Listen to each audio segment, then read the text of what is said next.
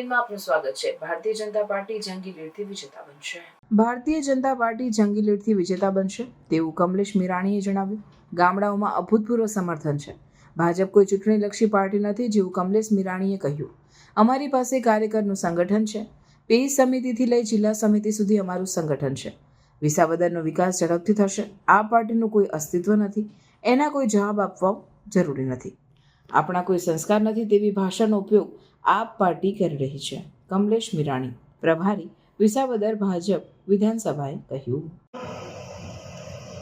આપ સૌના સાથ અને સહકાર અને મહેનત સાથે 182 સીટ જીતવા માટે જ્યારે નીકળી હતી ત્યારે 156 સીટ આવી।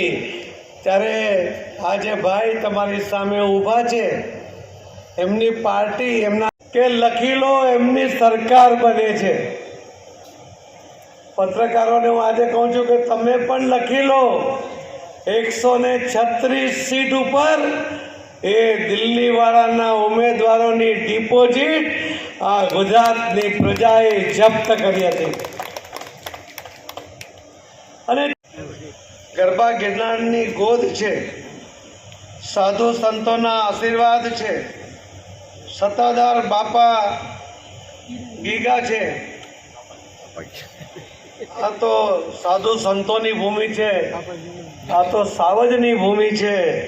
એવા ભૂમિ પર જ્યારે આપણે ભેગા થયા હોય અને આટલા બધા સાવજ જ્યારે અહીંયા ભેગા થતા હોય, કાર્યકરો અને સ્નેહીજનોના આશીર્વાદ અને શુભકામનાઓ સાથે ગત તારીખ 2 જૂનના રોજ વિસાવદર વિધાનસભા વિસાવદરની ચૂંટણી જાહેર થઈ તે પહેલાં ભારતીય જનતા પાર્ટી મેં પહેલાં કીધું કાર્યકર્તા આધારિત પાર્ટી છે। ચૂંટણીલક્ષી આ પાર્ટી નથી। ભારતીય જનતા પાર્ટીના કાર્યકર્તા હંમેશા પ્રજાની વચ્ચે હોય છે। એ પછી વિધાનસભાની ચૂંટણી હોય, લોકસભાની ચૂંટણી હોય, જિલ્લા પંચાયતની ચૂંટણી હોય કે તાલુકા પંચાયતની ચૂંટણી હોય, ચૂંટણી એ લોકશાહીનું પર્વ છે। ત્યારે સ્વાભાવિક રીતે પેજ સમિતિથી લઈ અને જિલ્લા સમિતિ સુધી અમારી પાસે અમારું સંગઠન છે।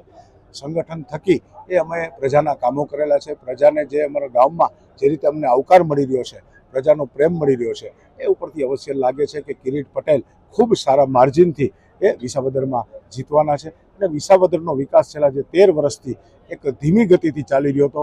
ભારતીય જનતા પાર્ટીની સરકાર છે, ભૂપેન્દ્રભાઈ પટેલનું નેતૃત્વ છે અને પ્રજાનો પ્રતિનિધિ એ ભારતીય જનતા પાર્ટીનો હોય, તો જે વચ્ચેની કડી એક ખૂટતી હતી, એ કડી આ વખતે વિસાવદરની પ્રજા એ અમને આપવાની છે અને કિરીટ પટેલ જીતવાના છે। ખાસ કરીને આપ પાર્ટીના જે આક્ષેપો છે, સહકારી મંડળીના કૌભાંડ આ છે તે એના કોઈ જવાબ આપવા માટે આમ આદમી પાર્ટી એનું કોઈ અસ્તિત્વ ગુજરાતમાં નથી।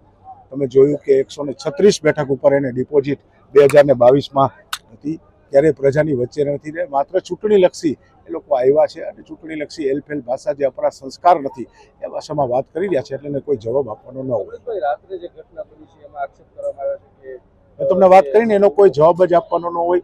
જેને પોતાને બોલવાની ભાન નથી, કોની સામે શું બોલે છે, ભારતીય જનતા પાર્ટીના એક આગેવાને પણ ક્યાંય આવું એક કોઈ પણ નિવેદન કર્યું નથી। એ એમના સંસ્કાર છે, અમે અમારા સંસ્કારથી કામ કરીએ છીએ। ખાસ કરીને તમને પ્રભારી તરીકે નિયુક્તિ કરવામાં આવી છે, કેવો લાગે છે તમને આ જ્યારે 12-13 વર્ષનો વનવાસ છે એવું કહે છે? મેં વાત કરીને કે ભારતીય જનતા પાર્ટી ચૂંટણી હંમેશા માઇક્રો પ્લાનિંગથી જીતાતી હોય છે અને એ માઇક્રો પ્લાનિંગ છે એ સંપૂર્ણપણે થયું છે। કાર્યકર્તાઓને જવાબદારી અપાઈ ગઈ છે, ગામ સોંપાઈ ગયા છે, શક્તિ કેન્દ્રો સોંપાઈ ગયા છે, બૂથ સોંપાઈ ગયા છે અને એનું પરિણામ એ આવતા દિવસોમાં તમને જ્યારે મતગણતરી થશે ત્યારે બતાશે।